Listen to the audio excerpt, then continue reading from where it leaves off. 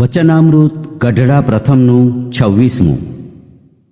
સાચા રસિક ભક્તના લક્ષણ. એવા ભક્તને થતી પ્રાપ્તિ. સંવત 1876ના પોષ સુધી એકાદશીને દિવસ બપોરના સમયે શ્રીજી મહારાજ શ્રી ગઢડા મધ્યે દાદા ખાચરના દરબારમાં ઉગમણે બાર ઓરડાની ઓસરીએ ઢોલિયા ઉપર વિરાજમાન હતા. ને માથે ધોળો ફેંટો બાંધ્યો હતો તથા ધોળો ખેસ પહેર્યો હતો તથા ધોળો ચોફાળ ઓઢ્યો હતો તથા બે કાનને ઉપર ગુલદાવદીના મોટા બે પુષ્પ ખોસ્યા હતા તથા પુષ્પનો તોરો પાઘને વિશે ખોસ્યો હતો. ને પોતાના મુખારવિંદની આગળ પરમહંસ તથા દેશ દેશના હરિભક્તની સભા ભરાઈને બેઠી હતી.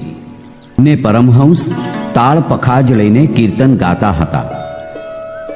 પછી શ્રીજી મહારાજ બોલ્યા છે, હવે કીર્તન બોલવા રાખો ને અમે આ એક વાત રૂપી કીર્તન બોલીએ તે સાંભળો.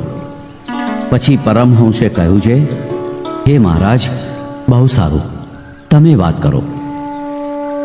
પછી શ્રીજી મહારાજ બોલ્યા છે, ભગવાનના રસિક કીર્તન ગાતા ગાતા જો એક ભગવાનના સ્વરૂપમાં જ રસ જણાય તો ઠીક છે, ને જો ભગવાનના સ્વરૂપ વિના બીજે ઠેકાણે રસ જણાય તો એમાં મોટી ખોટ છે. કેમ જે એ ભક્તને જેમ ભગવાનના શબ્દમાં હેત થાય છે ને તે શબ્દમાં રસ જણાય છે, તેમજ ગીત વાજિંત્રના શબ્દમાં અથવા સ્ત્રી આદિકના શબ્દમાં રસ જણાય છે ને હેત થાય છે, માટે એ ભક્તને અવિવેકી જાણવો. અને ભગવાન અથવા ભગવાનના સંત તેના જે વચન તેને વિશે જેવો રસ જણાય છે તેવો જ બીજા વિષયના શબ્દમાં રસ જણાય છે. એવી જે એ મૂર્ખતા તેનો ત્યાગ કરવો. અને એવી મૂર્ખતાનો ત્યાગ કરીને એક ભગવાનને શબ્દે કરીને જ સુખ માનવું. ને એવી જાતનો જે રસિક ભક્ત છે તે ખરો છે. અને જેમ શબ્દ તેમજ સ્પર્શ પણ એક ભગવાનનો જ ઈચ્છે અને અન્ય સ્પર્શને તો કાળો નાગ તથા બળતો અગ્નિ તે જેવો જાણે, ત્યારે તે રસિક ભક્ત સાચો.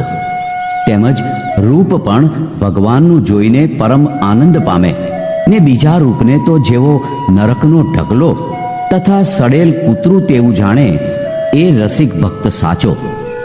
તેમજ રસ પણ ભગવાનના મહાપ્રસાદનો હોય તેણે કરીને પરમ આનંદ પામે, પણ બીજા જે નાના પ્રકારના રસ તેને સ્વાદે કરીને આનંદ ન પામે તે રસિક ભક્ત સાચો.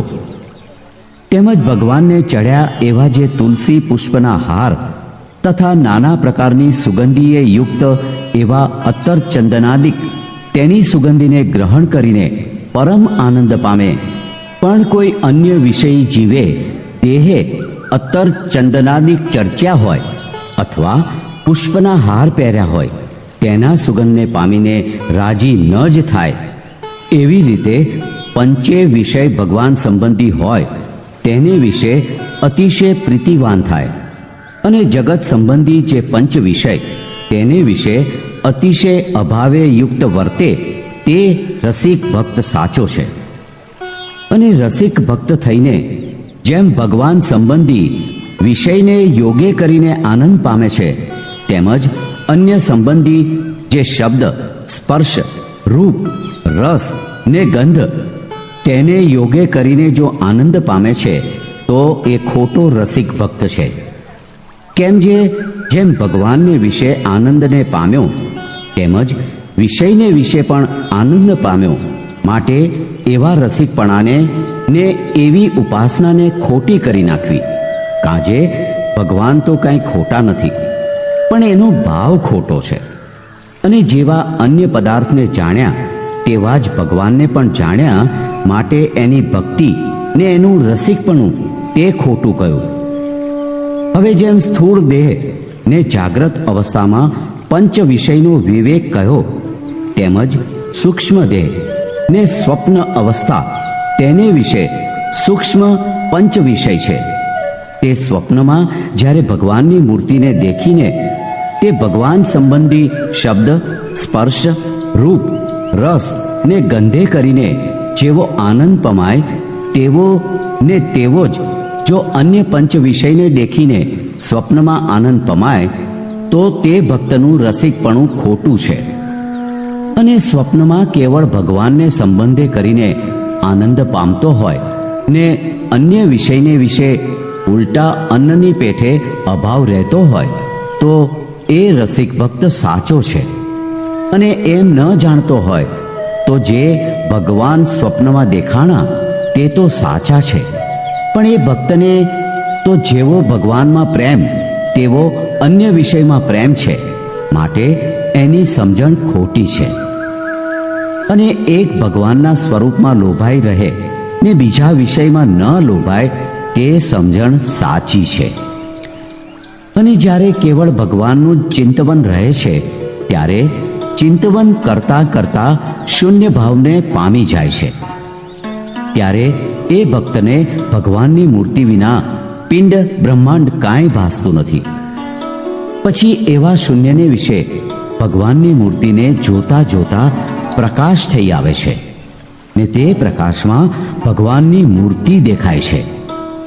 માટે એવી રીતે કેવળ ભગવાનના સ્વરૂપમાં પ્રીતિ હોય એ પતિવ્રતાની ભક્તિ છે. અને અમે પણ જ્યારે તમે રસિક કીર્તન ગાઓ છો ત્યારે આંખો મીચીને વિચારીએ છીએ, તે આવો જ વિચાર કરીએ છીએ. અને અમારો વિચાર થોડો જ છે, પણ ભગવાન વિના તે વિચારમાં બીજું કાંઈ ટકી શકતું નથી. અને ભગવાનના સ્વરૂપમાં જ રસિક પ્રીતિ છે ને તેમાં જો કોઈ વિષય આડો આવે તો તેનું માથું ઉડી જાય એવો અમારો બળવાન વિચાર છે. અને તમે જેમ કીર્તન જોડી રાખો છો તેમ અમે પણ આ વાત કરી એટલું એ કીર્તન જોડી રાખ્યું છે. તે તમ આગળ કહ્યું એમ શ્રીજી મહારાજે પોતાનું મીશ લઈને પોતાના ભક્તને અર્થે વાત કરી દેખાડી. ઇતિ વચનામૃત ગઢડા પ્રથમનું 26મું. ગઢડા પ્રથમના 26મા વચનામૃતની રહસ્યાર્થ પ્રદીપિકા ટીકા. આમાં કૃપા વાક્ય એક છે, જેમાં પહેલી બાબતમાં શ્રીજી મહારાજે કહ્યું છે જે અમારા સંબંધી પંચ વિષયમાં પ્રીતિવાન હોય ને જગત સંબંધી પંચ વિષયમાં અભાવ રહે તે સ્થૂળ દેહ ને જાગ્રત અવસ્થાનો વિવેક છે. અને સ્વપ્નમાં અમારા સ્વરૂપ વિના એટલે મૂર્તિ વિના બીજા વિષયમાં ન લોભાય તે સૂક્ષ્મ દેહ ને સ્વપ્ન અવસ્થાનો વિવેક છે. અને કારણ દેહમાંથી પંચ વિષયની સારપ ટાળીને કેવળ અમારી મૂર્તિનું ચિંતવન કરે તે ચિંતવન કરતા કરતા દેહાદિકની વિસ્મૃતિ થાય એ કારણ દેહ ને સુષુપ્તિ અવસ્થાનો વિવેક છે. અને શૂન્ય ભાવ એટલે આકાશવત નિર્લેપ કહેતા માયાથી રહિત નિર્ગુણ થઈને પોતાને વિશે અમારી મૂર્તિને જોતા જોતા પ્રકાશ થઈ આવે ને તે પ્રકાશમાં અમારી મૂર્તિ દેખાય છે, તે જીવાત્માનો વિવેક છે. બીજી બાબતમાં અમારી વિશે પ્રીતિમાં કોઈ વિષય આડો ન આવે તે વિચાર બળવાન છે. ઇતિ ગઢડા પ્રથમના 26મા વચનામૃતની રહસ્યાર્થ પ્રદીપિકા ટીકા સમાપ્ત.